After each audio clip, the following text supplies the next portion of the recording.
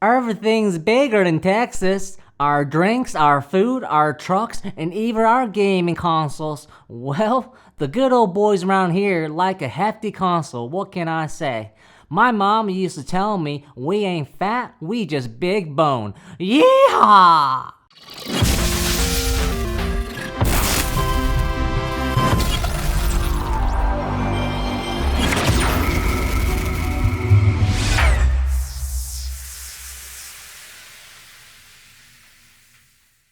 Hey guys, welcome back to the channel. I had an absolute blast covering the third generation of gaming with you guys in my previous episodes, but I'm all out of the Gen 3 consoles. So now we are officially kicking off Generation 4. Don't forget to subscribe and hit the bell icon for the latest videos on gaming and tech.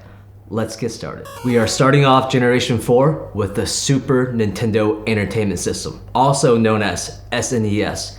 You're gonna hear that a lot. From its original launch in 1990, the SNES is an era-defining retro console that is still widely popular to this day. Guys, the 90s, such an amazing decade. So much of my childhood memories stem from it. From my favorite Disney movie, Mulan. I mean, come on guys. Of course Mulan is my favorite, just because of Mushu. Yeah. Stand watch, Mushu, while I blow our secret with my stupid girly habits. Who doesn't love Eddie Murphy? And don't forget, the greatest Hollywood movie of all time, Titanic. God, I love Jack. What a time to be alive. The Super Nintendo was probably one of the most anticipated follow-up consoles of all time. Kinda like Fantasia, we waited 59 years. Well, coming as a successor as the ultra-successful Nintendo Entertainment System, the console which is single-handedly credited was resurrecting the whole industry from the crash of 1983. What do you guys think? Which console is going to dominate this generation? Will Nintendo continue its reign? Let me know in the comments down below. The SNES was a 16-bit console that introduced advanced graphics and sound capabilities, as well as a variety of enhancement chips integrated in game cartridges that kept it competitive in the market space. As more consoles began to populate it, the gaming was still in its infant stage, so the market for home consoles was still fresh and every company wanted a piece of the action. I remember a vacuum cleaner company once released a console. Those were crazy times. The SNES mainly upgraded all the technical specifications, from memory and storage was increased, as well as adding more audio and color capabilities. The standard controller this time added 2 additional buttons, the X and the Y, which were arranged with A and B in a diamond shape. 2 shoulder buttons were also added on the back of the controller. Now little did they know that this will be an iconic design that will be mimicked for decades to come. I mean, just me holding the controller, already I can tell it's a lot more ergonomic, has more fluid feel to it, and the curved feature gives it a lot more comfortable feel where you can game for hours on end, as opposed to the NES controller. A little bit boxy, kind of dug into my hands, so it wasn't as comfortable. Whoever was the marketing department for this controller deserves a raise. This design was so unique that later was carried on to many other consoles, such as the PlayStation and the Xbox. But if you're a true fan, you know Nintendo's always been on the cutting edge of controller design.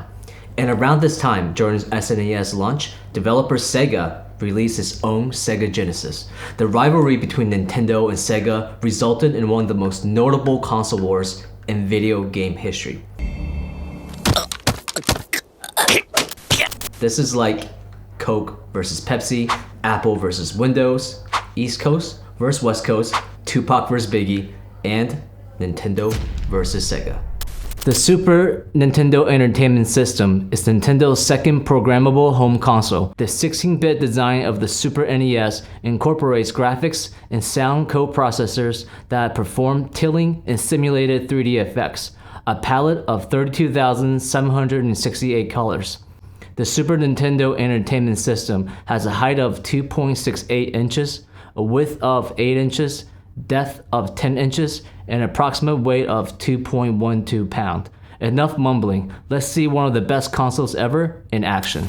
Alright guys, so we're gonna start off with one of the classics, and one of my favorites to be honest. None of you probably haven't heard of this. It's called Captain Commando, so let's get into it. Alright, 4 characters. I'm gonna go with the Mummy because he has a really special power. Alright, there we go. Stage 1. One of the best beat 'em up games, in my opinion. See, look at that. Look at that special move he has. Very unique compared to the other characters. It's too easy. Oh, here's the boss. But with the Mummy, you can take out the whole screen. Alright, he's almost done. It's funny, his name is, it's not dog, it's Doge with an L. D-O-L-G. Doge, that's the boss's name. Stage 1, cleared. Easy. Alright guys, so now I'm gonna play Super Metroid 3. Let's do Samus A. Ooh, this is kind of like, it reminds me of Tron with like the lighting. Okay. Oh, okay. Whoa. I go straight into a boss? What? This is crazy. I can't figure it out. And I can't get past these crazy monsters that look like aliens from the Alien franchise. Okay, come on. Come on. I can do this. Come on. Get past these guys. I cannot seem to get past this. Why is it so hard? Alright guys, I give up. That's it. I'm done. I'm done. Next game. Alright guys, so we're ending it with the classic. I remember going to the arcade. This is the game I remember going to the arcade and playing. Teenage Mutant Ninja Turtles 4, Turtles in Time. Alright guys, we have the surfing level and I'm at the boss. This one's hard. Or maybe the aliens get inspiration from these games. We would never know. You probably would know. Let me know in the comments if you know. Oh yeah, this level was so much fun. I see. Every time. There's alien. Golden aliens jumping. Let's just avoid them. I don't feel like dying until I get to the boss. Ridiculous. Jumping aliens out of the sewer. Give me the pizza. Ooh, here we go. Let's see, we got bonus points, bonus pizza. I'm really craving pizza now. My favorite toppings, if you're wondering, mushrooms, onions, and jalapenos with extra sauce. Let me know in the comments down below what your favorite toppings are. Oh, I say, oh, break point. Oh, I see. The front of the ship is a break point. So that's where I gotta hit, which is not working. Quit dropping your red balls. So here we go. I'm just gonna spam. Oh, see, at a point you can't hit it. I see how it works. Yeah, there we go. Oh, that's it. He's done.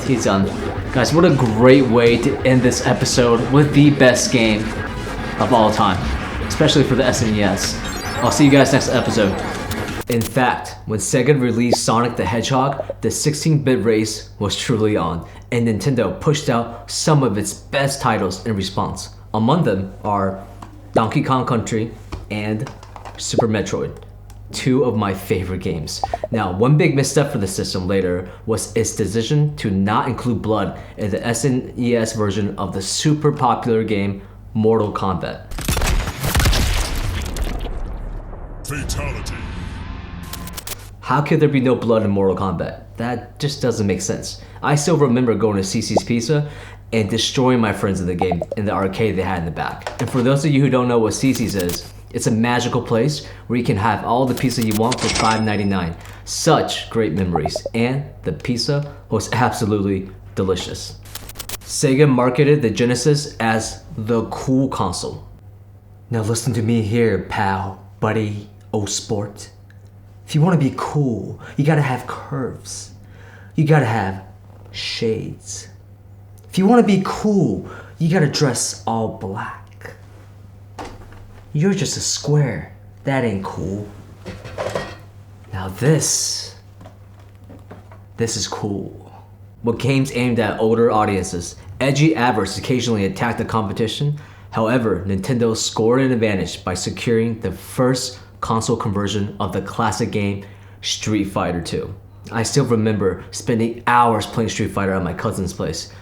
I always got destroyed, so eventually I took up Taekwondo so I can beat them in real life. In the end, I won. While the Genesis had a huge head start due to a larger library of games and lower price point, both consoles could not maintain a definitive lead for several years. It was only after some time when the SNES had developed many video game classics with Nintendo's famed franchise. That's when they eventually beat out the Genesis in sales. You know what they say, slow and steady wins a race. We're talking Final Fantasy 4, 5, and 6, Earthbound, Super Metroid, Super Castlevania 4, and so on. These games represented concepts that could be done on the NES, but were displayed in a much more visual and spectacular way using the SNES's tech. As games got more advanced, we need to get more color and visual effects to accommodate these games. I couldn't imagine Final Fantasy being played on an 8-bit console. That's like going to Italy and ordering pizza rolls. Nobody does that. While the SNES wasn't as successful as its predecessor, the NES, it still did remarkably well. The console's solid design kept it more relevant even as the power consoles came out like the PlayStation and Xbox. It even maintained some popularity during the 32-bit era. This is a common reoccurrence. I feel like all sequels fail. Who remembers Men in Black 2? The Gremlins 2? Lion King 2?